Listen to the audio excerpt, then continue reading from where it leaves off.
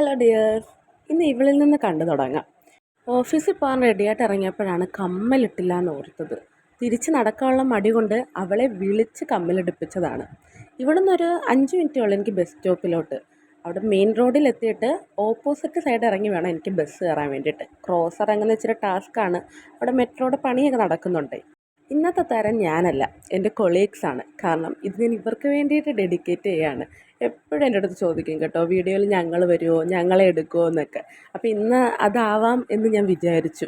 അതിന് നല്ല മഴയായിരുന്നു കേട്ടോ, അന്ന് ഭയങ്കര മഴയായിരുന്നു. ഇടയ്ക്കിടയ്ക്ക് മഴ വരുവാണ്, വെയിൽ കുറച്ചേ ഉള്ളായിരുന്നു.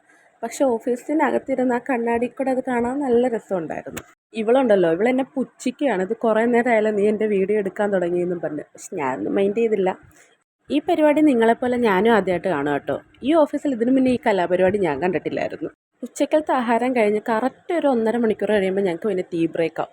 പിന്നെ അത് വാങ്ങാൻ തൊട്ടപ്പുറത്തുള്ള കടയിൽ പോക്കായി. അതെല്ലാവർക്കും വാങ്ങിച്ചുകൊണ്ട് വന്നിട്ട് ബാക്ക് ടു വർക്ക് എന്നുള്ള രീതിയിൽ നമ്മൾ ഇരിക്കണം. കാരണം ടീ ബ്രേക്ക് കഴിഞ്ഞ് കഴിഞ്ഞാൽ പിന്നെ നമ്മൾ ജോലി ചെയ്യണം. അതിനാണല്ലോ നമ്മളവിടെ പോകുന്നത്. വർക്ക് ചെയ്യുന്നതിൻ്റെ ഇടയ്ക്ക് എന്തെങ്കിലുമൊക്കെ ഒരു എൻ്റർടൈൻമെൻറ്റ് വേണ്ടായോ. അതാണ് ഞാനിവിടെ ചെയ്തുകൊണ്ടിരിക്കുന്നത്. ഇതെന്താ ചെയ്യുന്നതെന്ന് അറിയാമോ? സത്യം പറഞ്ഞാൽ ഇതൊരു കോമഡിയാണ്. ഞാൻ ഇവളോട് എപ്പോഴും പറയും ഇവൾക്ക് സ്വന്തമായിട്ടൊരു സ്ഥാനം ഇല്ലയെന്ന്. ആ സ്ഥാനം ഉണ്ട് എന്ന് ഉറപ്പിക്കാൻ വേണ്ടിയിട്ട് അവളുടെ സീറ്റിൽ പേരെഴുതി വെക്കുവാണ്.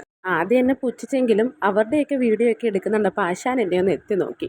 എൻ്റെ അടുത്ത് ചോദിച്ച് ലൈവ് ഇടുവാണോ എന്ന്. ഞാൻ ആണെന്നും പറഞ്ഞു. കുറേ നേരം സംശയിച്ച് ഇങ്ങനെ നോക്കിയിട്ട് അവളെ പറ്റിക്കുകയാണെന്ന് മനസ്സിലായപ്പോഴത്തേക്ക് അവളും പതിയെ അങ്ങ് മാറി. ഇന്നത്തെ ദിവസം ഞാൻ ഭയങ്കര റിലാക്സ്ഡ് ആയിരുന്നു കേട്ടോ. ഇവർ ഭയങ്കര ടെൻസ്ഡും ആയിരുന്നു. പക്ഷെ ഞങ്ങൾ രണ്ടുപേരെയും കണ്ടാൽ പറയുമോ, രണ്ട് കൂട്ടരും നല്ല റിലാക്സ്ഡ് ആയിട്ടല്ലേ ഇരിക്കുന്നത്. അതാണ് ഞങ്ങളുടെ ഓഫീസിൻ്റെ പ്രത്യേകത.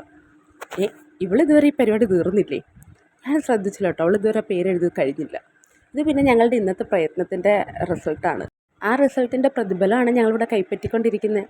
എല്ലാവർക്കും കിട്ടിബോധിച്ചു. തിരിച്ച് റൂമിലേക്ക് പോവുകയാണ്.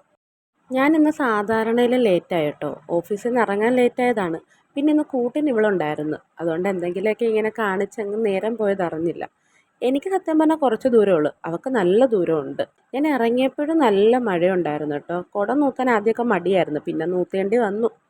പിന്നെ നല്ല വിശപ്പുള്ളത് കൊണ്ട് ആര്യാസിൽ കയറി എന്തെങ്കിലും ലഘുവായിട്ട് കഴിച്ചിട്ടാകാമെന്ന് കരുതി.